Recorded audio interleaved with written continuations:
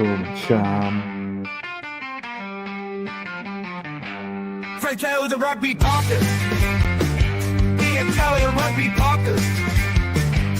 Fratelli the Rugby Podcast. The Italian Rugby Podcast. The Italian Rugby Podcast. The Italian Rugby Podcast.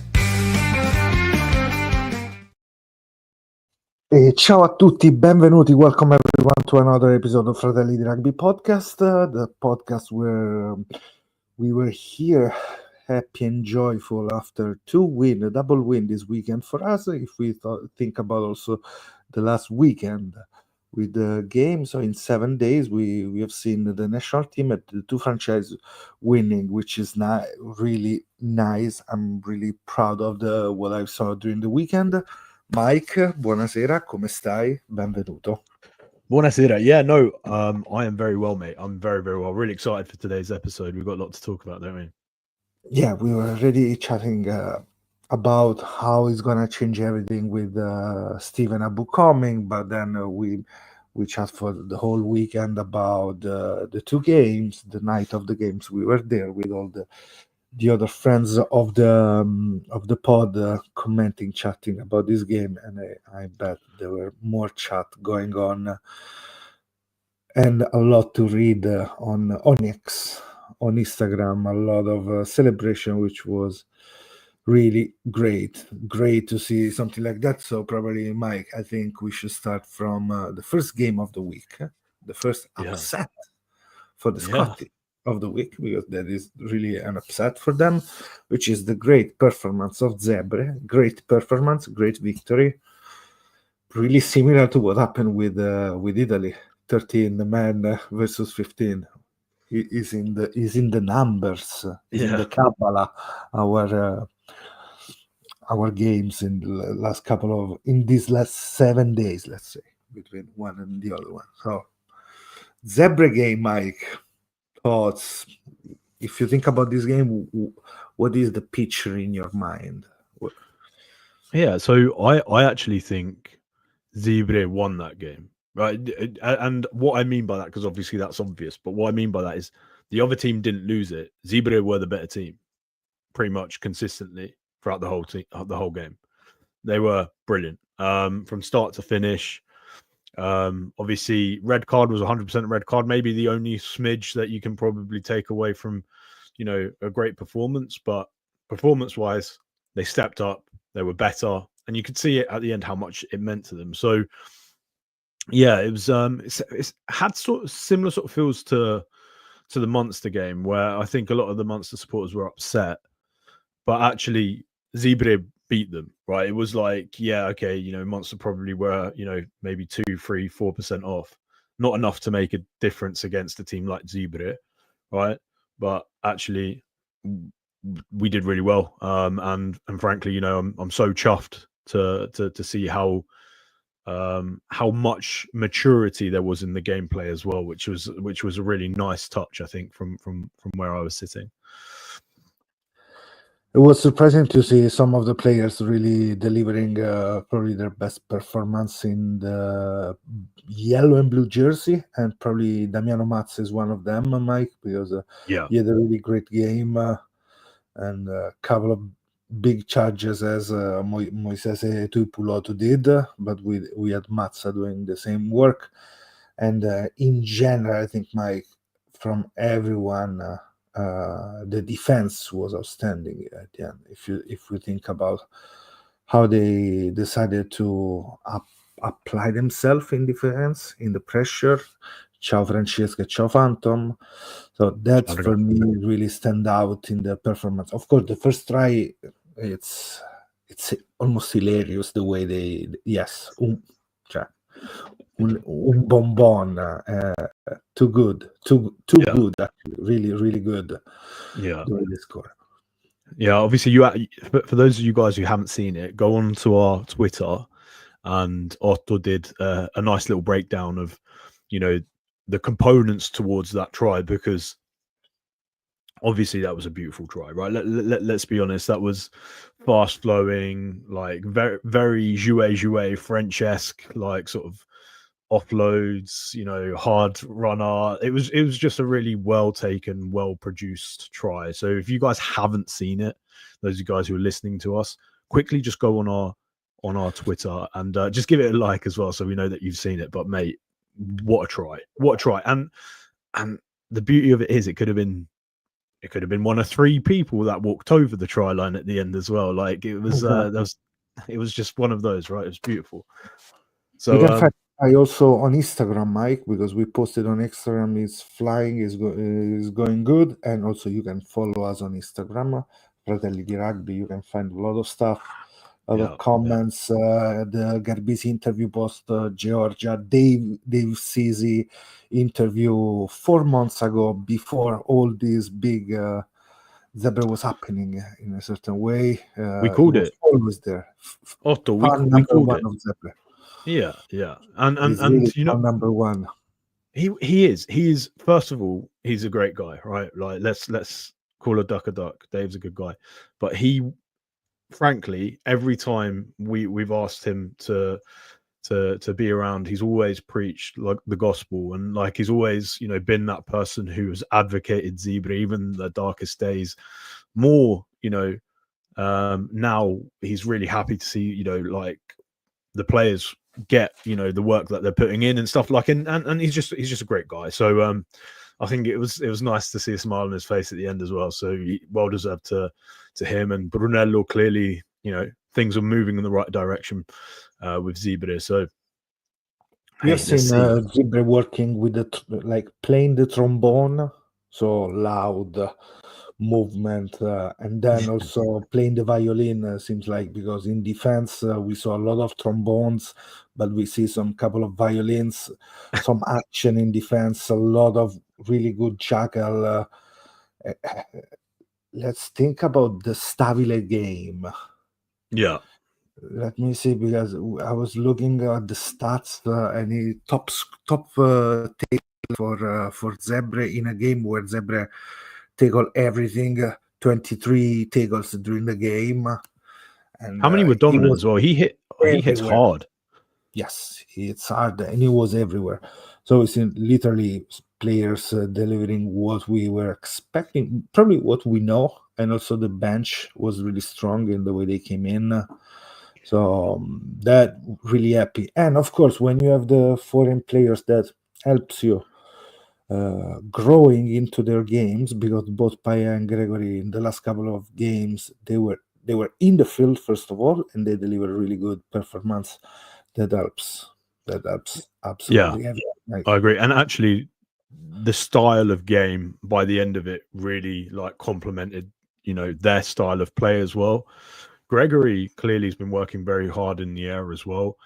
I was very impressed with his aerial game, and I think I said it, and I didn't, with no irony. Gregory is a player in that squad where I feel as though if it was any other one of the wingers, just because how good he was aerially, it would have been maybe a different story. Obviously, who knows, right? Because obviously we don't live in that world where it didn't happen, but he really did contribute a lot more than maybe someone who looks at a winger for tries on the board. He did a lot of dog work, and I was really impressed with that. So that was great. And Paya, like you said, mate, he was fantastic, wasn't he? He was knocking people left, right, and centre. Some nice. And another good game by Garcia. If we think another foreign players, Garcia step up too. So hopefully we're gonna keep seeing this kind of player playing in this way, because he scored again another try. He was really consistent. I think that is the word. Probably they're more consistent in delivering their skills and everything in the field, and that helps. That really helps in this game, in the economy of the quality in general. What they have, what Zebre has, that's it. And you have to keep pushing in that way, because Mike, it's also a game without Fischetti and Jesse and Pani. But let's see, for the now, because we are in the Six Nation time, those two players are not there. And still we have seen Bonfiglio playing better too. Asa is doing what we want to see. So, what do you think about Edinburgh? Edinburgh, you think they try to score, but maybe they they needed to score, but they were not that good to score because the defense was good. They were a little bit sloppy in some way in attack. They lose some good opportunity, I think. Yeah, I think that's probably a fairer reflection. I do think like there was a lot of pressure coming in from like line speed, and the boys were taking them behind the gain like quite often. And actually, I don't know if they knew that, but after 2 or 3 sort of losses in territory where they were on the back foot, they kicked, and it gave them the opportunity to then win the kicking battle. That's one thing that I thought was really quite impressive as well, how much we were pinning them back and being like, okay, it's fine, like we're just going to defend, we're gonna win this game on heart. And man, when it got to 13 men and people were like, I was so impressed. Pictinari as well, like he was just up all the time. I was watching back that 10 minutes where he was just up, flying up, a defender, like looking at the rucks, looking for work, up straight away, getting back into the game. Like they wanted that so much. So as much as people could say, yeah, like they were wasteful in attack, it like you can't take away how brilliant Zebre were and how much pressure they put on their attack to make and force those mistakes, right? So it's almost discrediting Zebre if we say, oh yeah, they were sloppy. They were sloppy because of the pressure that was coming from Zebre. So like that's the way I see it anyway. The defensive tactic was worked so well. What you're saying it's so good because it's majority of the time was a 1-versus-1 in defense. Sometimes a support, but just for a second to keep the player up, that moment to be able to fold around. But a lot of times, and they were so quick off the line, running up. But it was 1-versus-1 tackle. You don't want people involved in those ruck. You want numbers in the line, pushing guard. We saw Krumov, a couple of one was Krumov against Gusen. Yeah. That is one example. But in general, we've seen they didn't want to involve players in those racks. Sometimes they were, when they see the opportunity, they try to slow down. But it was really done with I don't know, with the brains. Like with the brains. There was every time thinking, Yeah. okay, what we should do, let's do it in a way on the other one. So and it was almost sly in a way as well, because obviously they were like, okay, well, we're not set. Okay, let's try and slow this down. And it was like you said, rugby IQ, which is something that I don't think we can say too often about Italian teams of the past, but we're starting to see it more and more in Zebre. We're starting to see it more and more in Benetton. Obviously, we're starting to see it more and more in the national team. But man, if you guys haven't seen the game, just go back. If you want to, just go back and watch the last sort of 15 minutes and just watch how much they put in. And that's probably Zebre's like least attacking, so it's probably the most unfavorable because obviously they're defending, but just watch how much like they put in. If you like the nitty gritty tackles, flying in, dominant tackles, heart, man, it was theatre. that is the game. Yeah. So brave Zebre veramente. And let's move, because it wasn't the only win of the week. Benetton with discipline, with power. They wait until the end. They wait, and they deliver the right game. Mike, I think, was really smart the way they played in this game. They never lose even when they were down few points. They were always okay. We are on track. We can do it. Maybe not beautiful to see, but efficient in a certain way, and hard. Probably that is the word. Yeah, I think Benetton really backed their bench. I think they have a lot of confidence in their bench. So if we're close, if we can keep in, and this is even when I'm looking at the Champions Cup and stuff as well, I'm sure they believe if it's close, the people on the bench can finish the game. And you can see, like you said, Otto, there was no panic. There was overplaying at times because, for me, I love a conservative 3 points. If you're like 2 points behind, to take the 3, put the scoreboard pressure on them. And actually, I think we can all agree after that happened, they were trying to force it a little bit more and we got more opportunities. But for me, it was just, they grew into the game, started to get scrum dominant, and it started to fall into places. Man, it was a good game. But what do you think? What are your thoughts of the first half, though? Let's talk about the first half. One little thing about the bench is Spagnolo, 3 turnover since he came in. So you have 3 turnover from the bench.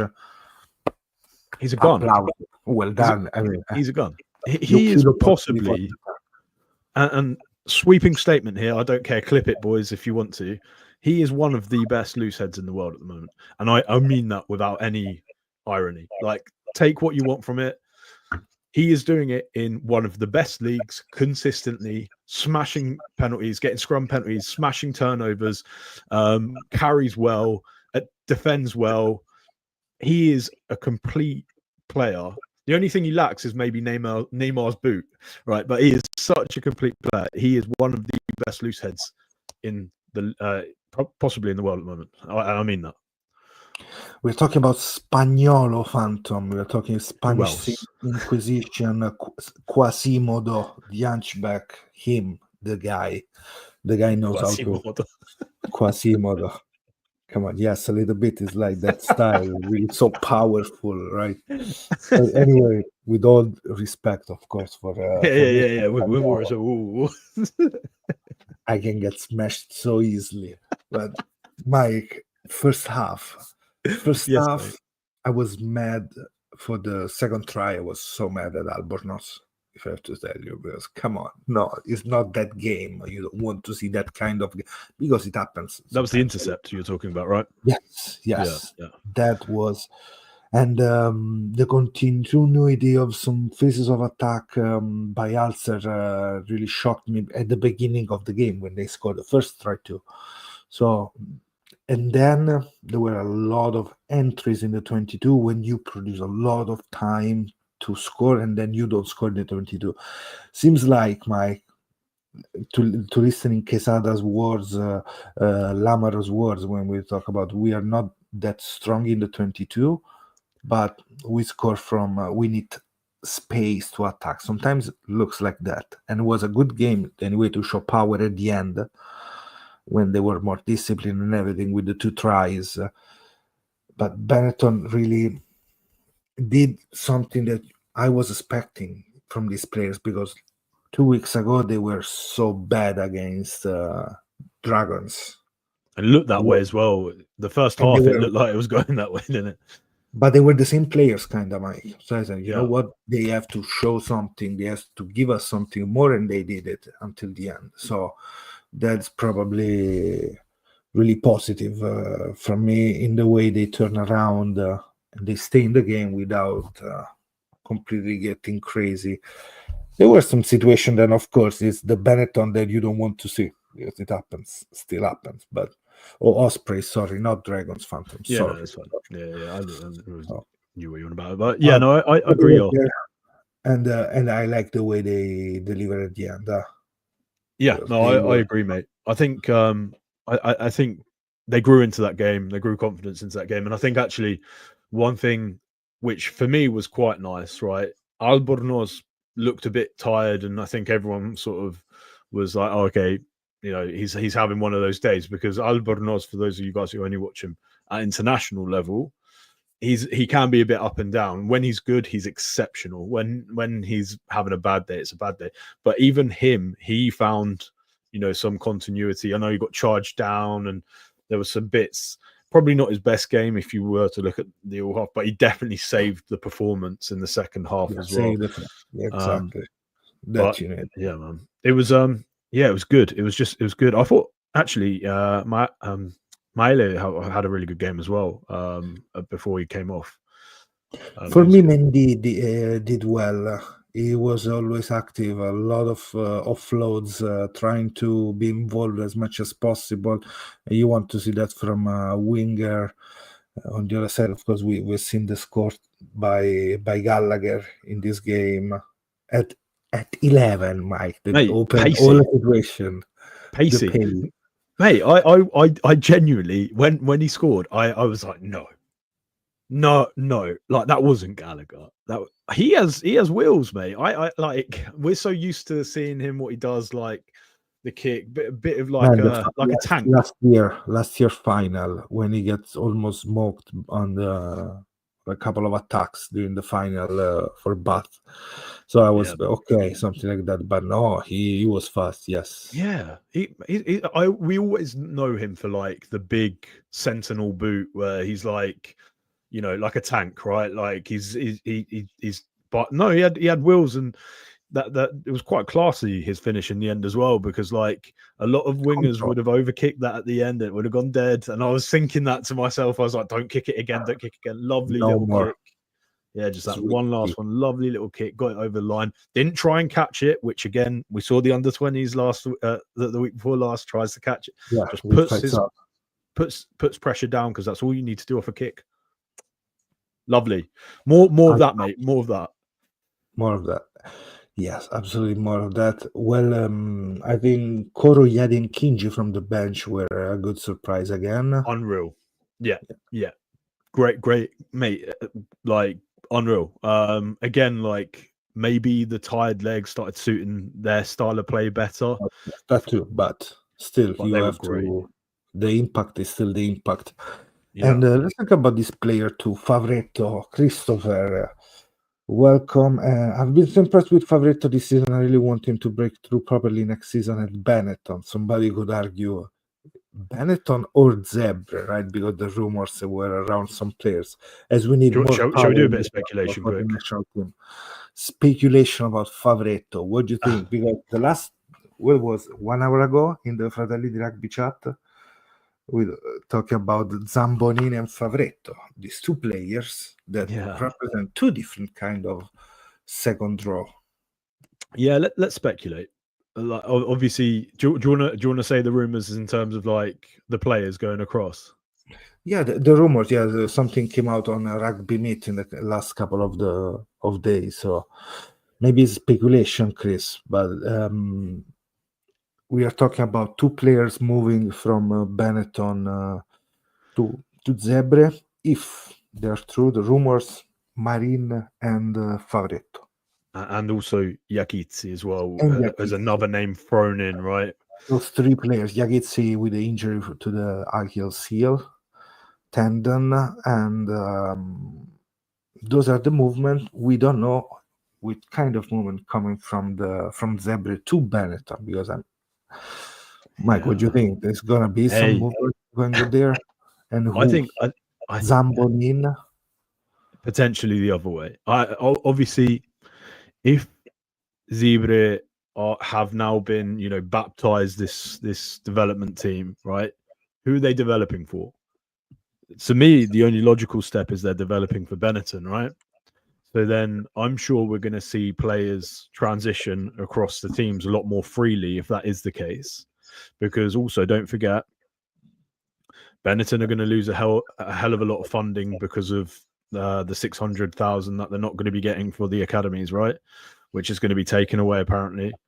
So, like to develop players, right? Maybe they're going to be developing those sort of players, and you know that frees up space for Benetton to then maybe, you know, and saves up resources, and potentially we're going to see something like that, like a more sort of, you know, a couple go over, and you know, like Pani, and was it Bellini, wasn't it, who went the other way?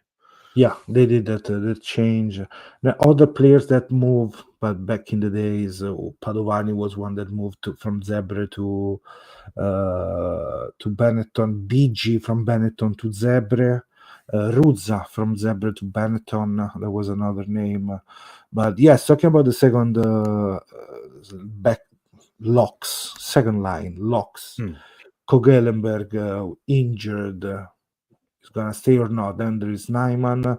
You have Ruzza. If Cannon is gonna move, probably is gonna be replaced by Marini in a certain way. Maybe can be one of the players. But anyway, coming back to at the beginning, I think Favretto needs a lot of game time, and potentially it can be interesting to see Locks, Favretto, Canali, some games if we put them together there, even with an Emergenti, in case, let's put it there also, Nazionale Emergenti. I would love to see them playing together too, because we want to see different combination, because we know how Ruzza Cannone works. We need to find something different. Meanwhile, we don't have Zambonin at the moment for injury for a few months. So. Yeah. It's a shame as well, because as I was saying, I think Zambonin has been playing some of his best rugby. It's going to be interesting to see, sort of, like you said, if rumours are true about players transitioning out of Benetton as well. And it seems to be that everyone's giving a max exodus to Benetton, and maybe, again, trying to save a bit of money and stuff. They're going to look at like the academies. Yeah, Marini, yes, is a flanker, Marini, but number 8 too. But he's been used as a lock in some situation, as we seen Ferrari playing lock when they were with Volpi out for Zebre this week too. So let's see if it's gonna be a different position for him in the next month, if he's gonna, let's say, switch completely. But anyway, there are we have some injuries in the locks, Mike, because Yakitsi is a big injury, and Zambonini is another huge blow for us. So at the moment we have Canali, Favretto, thinking about also the Six Nations. We don't know Lamb. How is it? Lamb, who knows? We don't know if he's gonna be able to recover, how he feels about. So we have Ruzza, Cannone, and then is the moment to call one of them if Lamb is gonna be out. So you going with Favretto or with Canali from the bench against France? Favretto's been. Let's put Lamb out of the team for now. Yeah. So Favretto's obviously the one that's been around the camp the longest, understands the style of play that they want to play. It makes sense to me. But then also I thought Canali had a brilliant game as well. So I wouldn't be upset to see Canali have some games on. But I think Favretto deserves his chance.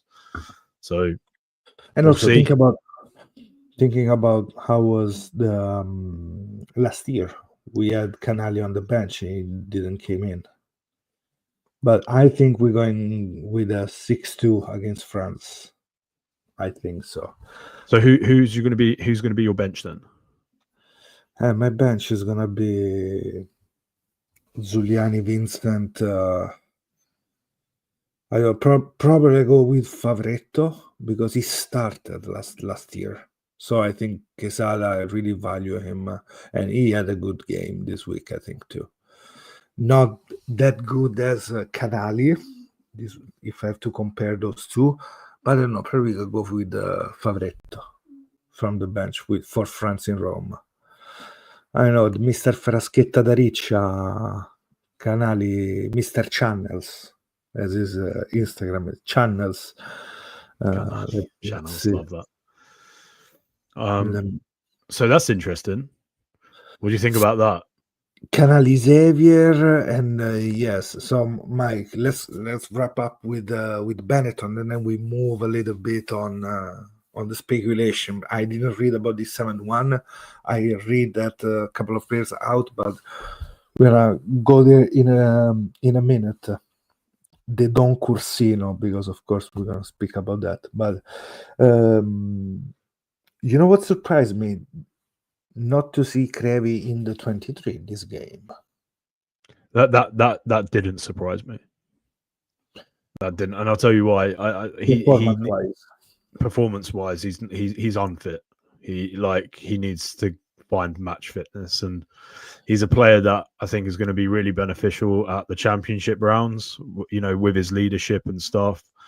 But he needs to find fitness, and I think because we signed him, we just assumed that, you know, he could be that player who just.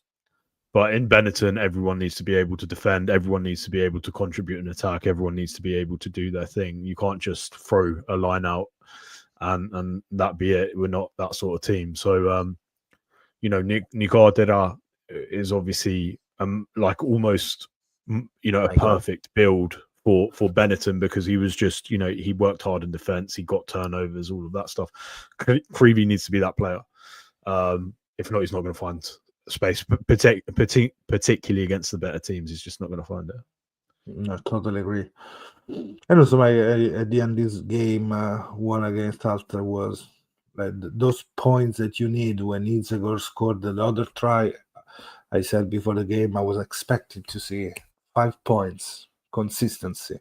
At the end, Ulster two silly mistakes, too many fouls.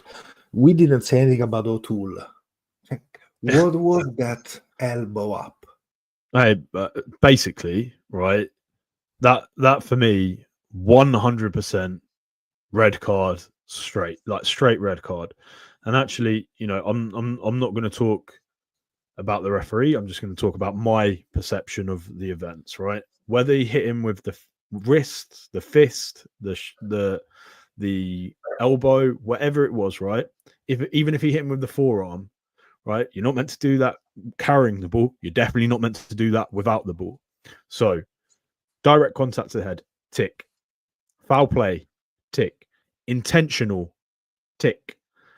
Even if you then mitigate to low degree of danger, because it's intentional, it's still a red card. It is. Because as soon as we start having a discussion about outcome, Otto, it starts becoming really problematic. Because what happens if someone has what looks like a low degree of danger, but they fail a HIA? Do you then pull the player back and give them a red card? So you can't have it both ways. I don't think we need to be injury to give a red. I don't think we need to be spectrumy about it, right? I don't think we have to say, right, okay, it's black or white, you know, it's this or that, right? I don't think we need to do that.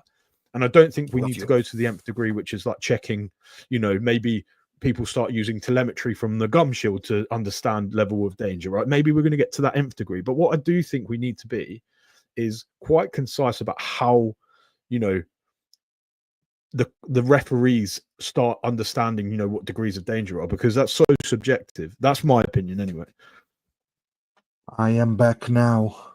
Can you hear me? I can hear you. Okay, I missed completely the last part. I'm sorry. Basically, I was saying we might get to the stage where the gum shields start assessing the degree of danger, right? And then obviously we're living in that world. So better just to be sensible with like their assessment of what constitutes as dangerous and be on our way. No, it was crazy. So let's see the news. Thank you guys for the update on the situation. We are in the Six Nation time, of course. We are France in Rome this week. And of course, I want to remind everyone to subscribe to Fratelli Rugby, because, come on, it's good. It's good when you can subscribe to us, right? Helps us massively. All the news. Bit of music, you know. Mike, France in Rome is going to be interesting to see what's happening here. 7-1. You're talking about they can go with a 7-1 bench split. Luku, the only back. Luku. Only Luku just because they know that Dupont can play every position in the back. He can play 10, he can play even wing. So he's going to be the guy who's going to change. Luku is going to go at 9 if I'm going with this narrative about 7-1. Okay? So that's why, because you can move Dupont somewhere else. And you have a 9 needed for the centers. But seems like Leo Barré at fullback and Ramos at 10. Thoughts? I think they better hope they don't get injured. That's what I think, mate. I think they better, mate. Imagine what happens with Darcy Graham and Finn Russell. Imagine if that happened to a couple of the French backs, then what? What, they're going to play Antonio at fullback? Thank you very much. Yes, please. Let's see that. I'd pay good money to see that too. Let's make that, man. That's, in fact, if you guys are listening, put him at fullback now. I'd love to see that.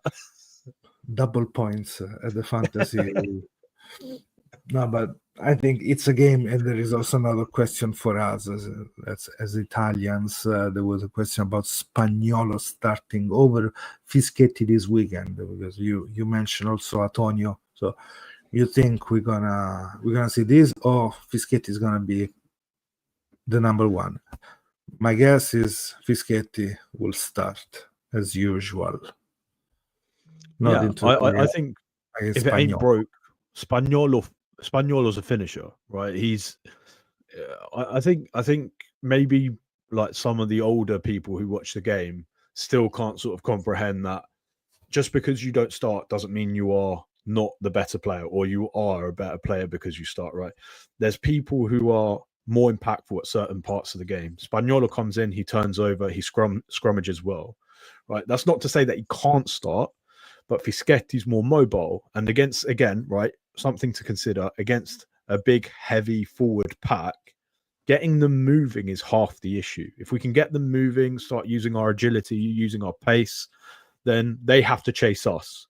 And if they're carrying a few extra kilos, they're going to feel it, which means then Spagnolo comes in and he finishes the game. He's stronger, and then potentially we can start winning scrum advantage, and then potentially we can start kicking our points. And the game management piece that we lack, we're able to do because of what we have on the bench. So, yeah, I think you're 100% right, Otto. I think Fisco's going to start. I think we're going to have Spagnolo on the bench. And what about our bench, Mike? You think? I was thinking 6-2. So with maybe, but we have a couple of other positions too that we have to decide what's going to happen, because Ioane will not be part of this game. So how did you manage our back three? I actually think I would like to see Alan on the bench, not starting.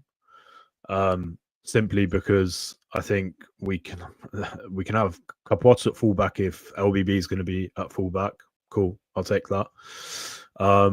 Then we have Trulla. Okay. And I think Jesse. Well, is Jesse back from injury? Do we know that for sure? Should be part of the group at least. So I think he's gonna be fit. If he's not fit, shall we go if he's fit and if he's not fit? If he's fit, he plays, I think. If he's fit, he plays 11. Yeah. I guess, right? Yeah. Yeah. What are your thoughts? Do you have Alan at fullback playing? I think so. I think we're gonna keep Alan in as fullback, and Capozzo Trulla, I guess, and Jesse from the bench. So probably we're gonna go with Fusco Jesse from the bench. I suppose we do have the kicking threat then with Alan as well. He kicked 15 points this weekend, didn't he? Yeah, that's the point. Hey, top scorer for Italy, yeah. All time top scorer, Tommy Al. We forget about that. But I think because we don't have at the moment, we cannot do what we seen last year, Menoncello, Mori, as we played too, because he wants power on the wing, and that's why Quesada went last year. Ioane, Menoncello, go. So probably there's gonna be something different, and probably he's gonna go with Does Bertaccini come in though? Bertaccini. Coccolo che mi combini. Jesse on the left wing. No. Bertaccini is fit. Is in the team. He played this week in a game won by Valo Rugby against, oh my God, Petrarca. Oh, a good game. Lazzarin was one of the best in the team. But mate, I don't get me started on Lazzarin. I think I said it in the under-20s. He was a gem then. Hey, maybe some space in the old, of course. Did he score this weekend as well, mate? I don't know. I could see. The problem is we have right. I think France are going to try and play a power game against us. Obviously, well, I think if 7-1, they're going man, 7-1, man, they're going for a power game, right? But it also means that we have the opportunity to move them around. So if we can keep hold of the ball and move the ball, force them to chase us. No, absolutely. Leo Barret is a really good player, I have to say, because Leo Barret is really good. But it's going to be interesting how they're going to move around with Ramos, Barret. Then I think Moefana, and who else? Ficou probably is back. He won't go And straight in though, surely, right? Deporter, Antonio chasing Jesse. You mean Antonio fullback, right? No, Antonio on the Vespa. Antonio on the Vespa. Antonio on the tuk-tuk. You know what? I pay good money to see him at fullback, but I'd just pay money just to see him in the 15 shirt. That would be that would be a sight to be seen. Can I say I hope they're gonna play more fun and Barassi, because I think we are better than those two. Brexon Cello are better than Mofassi. Yeah, I'm with that. Oh, Befana, we can do. Hey Mike, Barassi e Befana, Befana. È fatta, Befana. Easy, sold. Yeah. Yeah, man. I think with the French team, like, what are you expecting from their game plan? Like, because obviously when they were playing against England, for whatever reason, nothing was going to hand. They're hurting. They're going to try and take it out on us. So I saw a lot of kicks from the central area of the field by Dupont behind the line. So I want Pajero really smart around that area, because he knows well to Antoine Dupont. They played together. They trained together for years.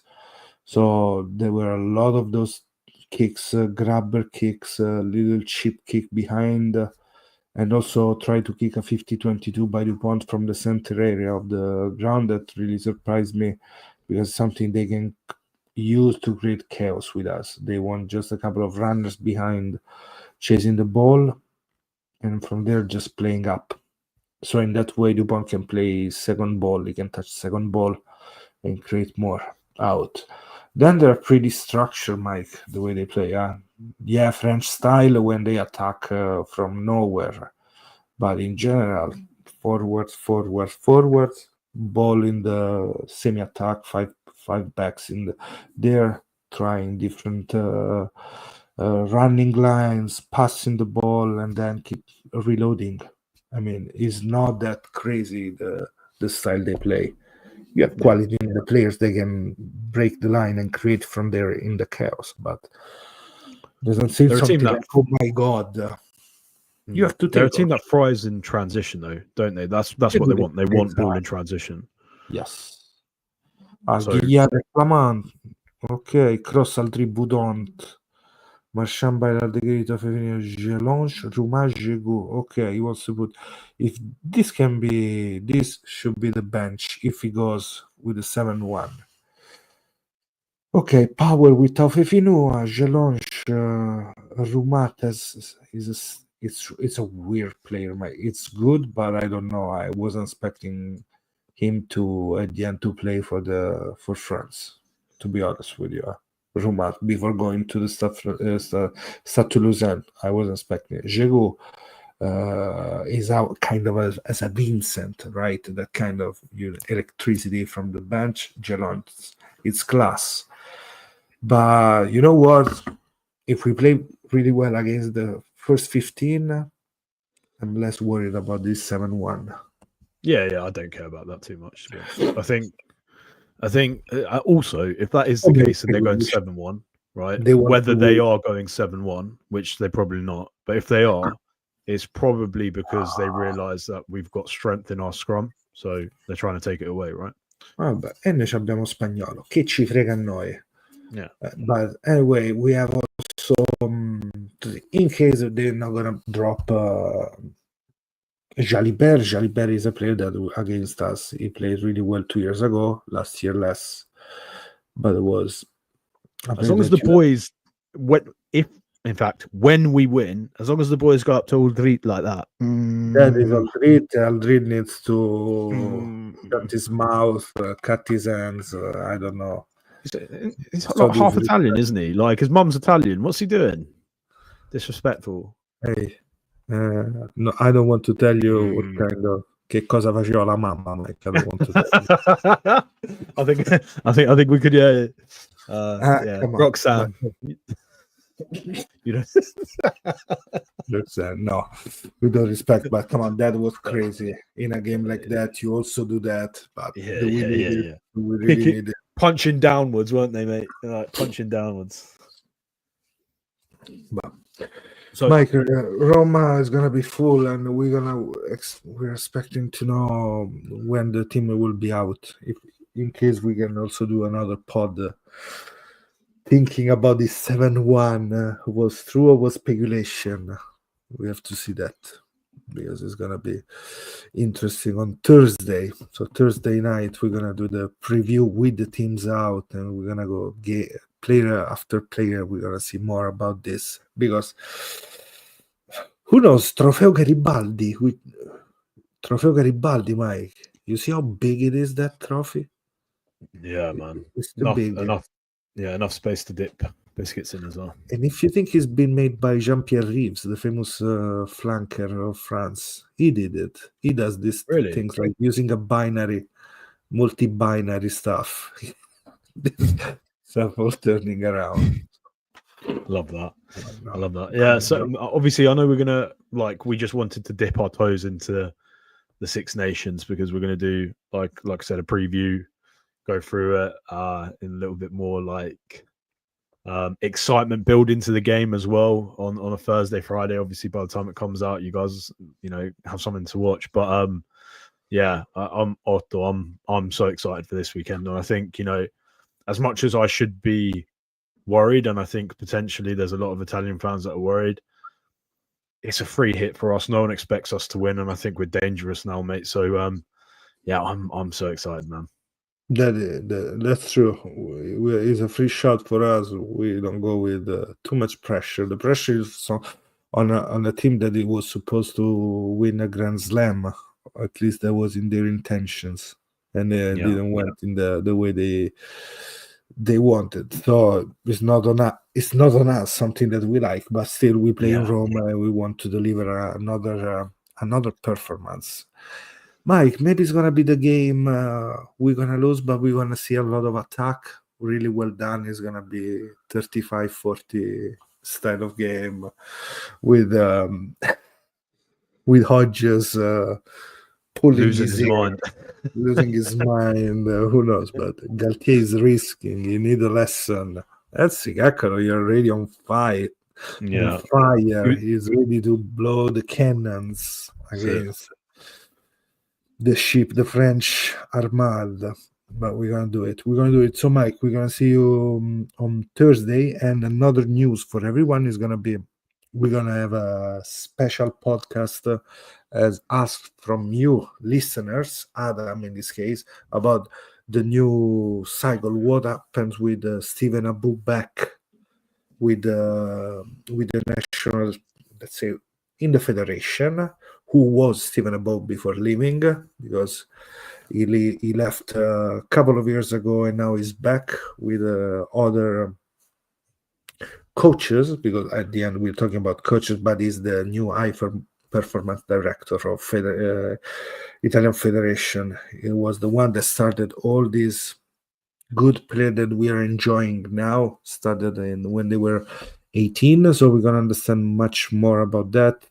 We're going to tell you more about that because we studied about it. We know a little bit, but we're going to deliver just for you, our dear listeners, cari ascoltatori, a podcast about how it works with Stephen Abu in charge for the new pathway of the federation. And let's see what's going to happen. But we are already in the Six Nation, Mike. Unbelievable, mate.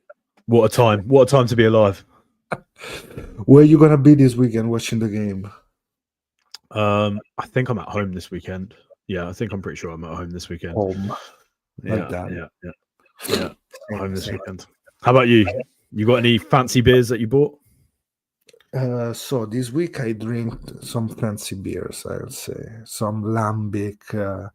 I have an English bitter. I drink Cocoa Porter, 11%. Interesting stuff. This weekend I'm gonna be with some English friends watching those games, and then Italy home the day after by myself is the best thing to do. So Closed windows. I get that. yes. Awesome. Well, Mike. See you on Thursday for the preview of Italy-France. Have a nice week and see you in a couple of days. Don't forget to subscribe to Fratelli Rugby podcast, the Italian rugby podcast, ready to deliver you all you want to read and listen about Italian rugby. Follow us on X, Instagram, and on YouTube. Subscribe to this channel. Mike, see you again. Ciao. Ciao.